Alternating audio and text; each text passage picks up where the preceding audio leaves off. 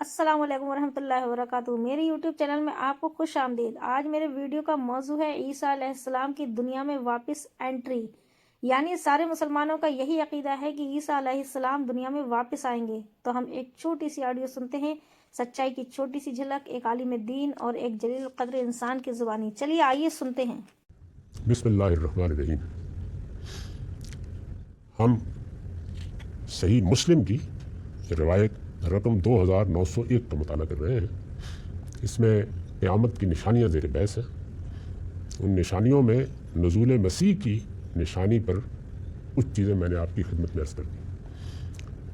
میں نے عرض کیا تھا کہ خود روایت بیان کرنے والوں نے نزول مسیح کی نشانی روایت کی ہے، اور اسی بات کو اسی مجلس میں رسول اللہ کی گفتگو کو کچھ دوسرے لوگوں نے جب بیان کیا تو انہوں نے یہ نشانی بیان نہیں کی، اس کی جگہ ایک دوسری نشانی کا ذکر کیا ہے۔ ان میں اب کس بنیاد پہ ترجیح دی جائے؟ تو اس میں میں نے دو باتیں عرض کی تھیں۔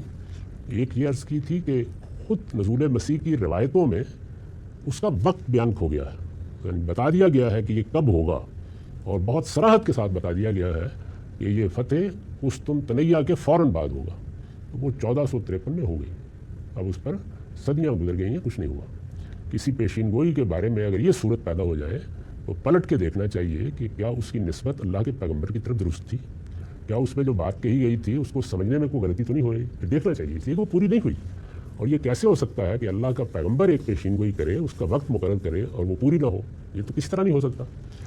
ہم یہ دیکھتے ہیں کہ جب رسول اللہ صلی اللہ علیہ وسلم سے جبریل امین نے گفتگو کیا اور یہ پوچھا ہے کہ قیامت کے قرب کی نشانیاں بتائیے، جو دو نشانیاں بتائی ہیں وہ تو اس وقت پوری کائنات دیکھ رہی ہے، حرف بھر پوری ہو گئی، تو اس لیے یہ تو ہو نہیں سکتا۔ وہ وقت آ گیا، وہ گزر گیا، اس پر صدیاں گزر گئیں، لیکن نزول مسیح نہیں ہوا۔ اس کے بعد میں یہ عرض کر رہا تھا کہ جب ہم قرآن کو پڑھتے ہیں تو معلوم ہوتا ہے کہ وہ اسے قبول نہیں کرتا، یعنی اس کو ایک واقعے کی حیثیت سے قبول نہیں کرتا۔ اس میں دوسری چیز زیر بحث تھی، یعنی تین چیزوں کی طرف میں نے توجہ دلائی ہے، اور وہ حصہ پڑھا تھا جو میری کتاب میزان میں علامات قیامت کے بعد سے لیا گیا ہے۔ دوسری چیز سورہ مائدہ کے آخر میں اللہ تعالیٰ کا مکالمہ ہے، اس کا خلاصہ میں نے بیان کر دیا تھا۔ یہ مائدہ کی آیت 117 ہے، اس میں جو آخری جملہ ہے جو کوئی گنجائش نہیں چھوڑتا، وہ جملہ یہ ہے کہ ما قلت لهم الا ما امرتنی به ان اعبدوا الله ربی وربکم وکنت علیہم شہیدا ما دمت فیہم فلما توفیتنی کنت انت الرقیب علیہم وانت علی کل شیء شہید۔ اللہ نے پوچھا تھا کہ تم نے کہا تھا کہ مجھے اور میری ماں کو پوجا کرو، وہ کہتے ہیں میں نے تو ان سے وہی بات کہی تھی جس کا آپ نے مجھے حکم دیا تھا کہ اللہ کی بندگی کرو جو میرا بھی پروردگار ہے اور تمہارا بھی۔ میں ان پر نگران رہا جب تک میں ان کے درمیان تھا، پھر جب آپ نے مجھے وفات دی تو اس کے بعد آپ ہی ان کے نگران رہے اور آپ ہر چیز پر گواہ ہیں۔ یعنی انہوں نے پوری طرح اپنی برات ظاہر کر دی، میرا کوئی تعلق نہیں اس سے، میں نہیں جانتا یہ بعد میں کیا کرتے رہے ہیں، جب تک میں تھا میں نے ان کو یہی بات بتائی تھی۔ اس پر میں نے یہ عرض کیا تھا، اس میں دیکھ لیجئے مسیح علیہ السلام اگر ایک مرتبہ پھر دنیا میں آ چکے ہیں تو یہ آخری جملہ کسی طرح موضوع نہیں، یعنی وہ اگر آ چکے ہیں اور وہ یہ کہہ رہے ہیں تو یہ آخری جملہ وہ کیسے بول سکتے ہیں؟ ان کو تو پھر کہنا چاہیے کہ میں تو ابھی قیامت سے چند روز یا چند مہینے یا کچھ عرصہ پہلے ان کے کان گرم کر کے آیا ہوں، میں نے تو اپنا فرض ادا کر دیا۔ اس کے بعد تو انہیں کہنا چاہیے کہ میں ان کی گمراہی کو اچھی طرح جانتا ہوں۔ وہ صرف یہی نہیں کہہ رہے ہوگے کہ میں جانتا ہی نہیں یہ کیا کرتے رہے، مجھے نہیں معلوم، مجھے پتہ ہی نہیں ہے، میرے زمانے میں کوئی ایسی بات نہیں تھی، میں جب تک نگران رہا اس وقت تک تو یہی بات کہی جا رہی تھی کہ اللہ ہی رب ہے، یہی میں نے ان کو بتایا تھا۔ اس کے بعد مجھے نہیں پتا کیا کرتے رہے۔ آپ البتہ ہر چیز کو دیکھتے ہیں، جانتے ہیں، تو آپ ہر چیز کے گواہ بھی ہیں، آپ جانتے ہیں کہ کیوں اس راستے پر چلے گئے۔ وہ یہ کہہ دیں گے کہ میں ان کی گمراہی کو اچھی طرح جانتا ہوں، ابھی کچھ دیر پہلے انہیں اس پر متنبع کر گیا، یہ کہنا چاہیے انہیں، نہیں کہا۔ تو یہ دوسری بات تھی۔ ثالثاً تیسری، اس لیے کہ سورہ آل عمران کی ایک آیت میں، یہ مائدہ تھی، سورہ آل عمران کی ایک آیت میں قرآن نے مسیح علیہ السلام کے بارے میں قیامت تک کا لا عمل بیان فرمایا ہے۔ یعنی یہ ایک آیت ہے جس میں سورہ آل عمران میں جب ان کا پورا قصہ زیر بحث آ گیا، ان کی پیدائش کیا ہوا معاملہ، پھر اس کے بعد انہوں نے اپنی قوم کو دعوت دی، قوم کا رد عمل زیر بحث آ گیا، گویا ان کی پوری سرگزشت دعوت سورہ آل عمران میں زیر بحث ہے۔ اس کے آخر میں اللہ تعالیٰ نے اپنا فیصلہ سنایا ہے اور اس میں قیامت کا ذکر کر کے سنایا ہے، یعنی قیامت تک میں تمہارے ساتھ کیا کرنے والا ہوں، ایک ایک چیز کو بیان کیا ہے۔ یہ موقع تھا، سورہ آل عمران کی ایک آیت میں قرآن نے مسیح علیہ السلام کے بارے میں قیامت تک کا لا عمل بیان فرمایا ہے۔ یہ موقع تھا کہ قیامت تک کے الفاظ کی صراحت کے ساتھ، یعنی جب بھی الفاظ بھی آگے قیامت تک یہ کروں گا، تو قیامت تک کے الفاظ کی صراحت کے ساتھ جب اللہ تعالیٰ وہ چیزیں بیان کر رہے ہیں جو ان کے اور ان کے پیرووں کے ساتھ ہونے والی ہیں، تو یہ موقع تھا نا، یہ بھی بیان کر دیتے کہ قیامت سے پہلے میں ایک مرتبہ پھر تجھے دنیا میں بھیجنے والا ہوں۔ جب یہ ساری بات قیامت تک، ایک تو یہ ہے کہ اس وقت کی کوئی بات ہے، اس میں آیت میں الفاظ آ گئے یہ، مگر اللہ نے ایسا نہیں کیا۔ سیدنا مسیح کو آنا ہے تو یہ خاموش کیوں ہے؟ یعنی کیا وجہ ہے کہ یہ ساری بات بیان ہو گئی لیکن یہی ایک بات بیان نہیں کی؟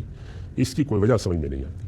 وہ آیت کیا ہے؟ وہ یہ ہے، یہ سورہ آل عمران کی آیت 55 ہے، انی متوفی کا ورافع کا الیہ و مطہر کا من الذین کفروا و جاعل الذین اتبعوک فوق الذین کفروا الی یوم القیامہ ثم الی مرجعکم فاحکم بینکم فیما کنتم فیہ تختلفون۔ اس کا آخری حصہ بھی بہت غور کا تقاضا کرتا ہے۔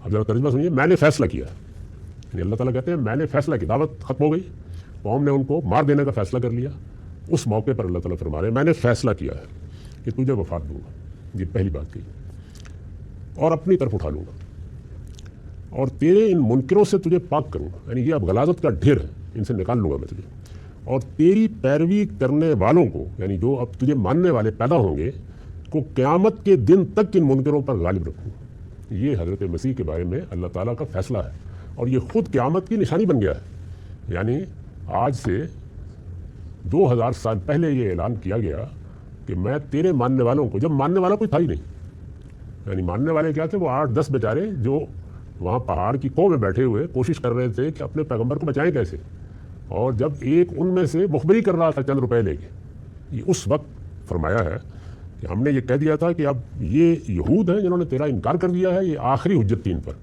اس کے بعد اب قیامت تک تیرا نام لیوا بھی جو کوئی پیدا ہوں گے ان کو ان کے اوپر غلبہ حاصل رہے گا، اور قیامت کے دن تک یہ صورتحال تبدیل نہیں ہوگی۔ تو دیکھیے کتنی بڑی نشانی بن گئی۔ اسی کو ایک دوسری سورہ میں کہا ہے کہ مسیح تو اپنے وجود سے قیامت کی نشانی ہے، یعنی جب چاہو اس کو دیکھ لو۔ یہاں قیامت کے دن تک کیا لایا عمل ہے وہ بیان کیا، فرمایا کہ ثم الیہ مرجعکم، یہ رہے گا قیامت تک معاملہ، پھر تم سب کو، یہود بھی، تمہارے ماننے والے بھی، سب میرے پاس آنا ہے، بالآخر میرے پاس آنا ہے۔ پھر میں کیا کروں گا؟ فاحکم بینکم فیما کنتم فیہ تختلفون، تو اس وقت میں فیصلہ کروں گا ان چیزوں کا جن میں اختلاف رہا ہے۔ اگر وہ آ گئے ہیں تو اختلاف کا تو فیصلہ کر کے چلے جائیں گے۔ یہ دیکھ لیجیے کہ پوری بات بیان کر دی ہے، کوئی سرے سے گنجائش ہی اس کی نہیں چھوڑی کہ اس کے بعد بھی آدمی یہ خیال کرے کہ وہ اس طرح جیسے روایتوں میں بیان ہوا ہے آسمان سے اتریں گے اور آ کر عیسائیوں کو ان کی غلطی بتا دیں گے، یہودیوں پر ان کی غلطی واضح کر دیں گے، مسلمانوں پر ان کی غلطیاں واضح کر دیں گے۔ اگر یہ سب ہو گیا تو پھر خدا نے یہ کس چیز کا فیصلہ سنانا ہے؟ تو اس کا کوئی سوال نہیں ہے۔ یہ وہ 3 چیزیں جو قرآن مجید سے میں اس لیے عرض کر دی ہیں کہ ان کے ہوتے ان روایتوں کو اس طرح نہیں مانا جا سکتا۔ پھر کیا یہ روایتیں کسی نے بنا لی یا ان کا کوئی مدعا اور ہے؟ وہ میرا زاویہ نظر یہی ہے کہ نہیں، ان کا مدعا بالکل اور ہے، اس کو سمجھنے میں غلطی ہوئی ہے، لیکن وہ اس وقت کا موضوع نہیں ہے۔ تو اس کے ساتھ یہ بات تو پایہ تکمیل کو پہنچی۔ اگلی نشانیوں پر اب ہم اگلی نشست میں بات۔ وآخر دعوانا الحمدللہ۔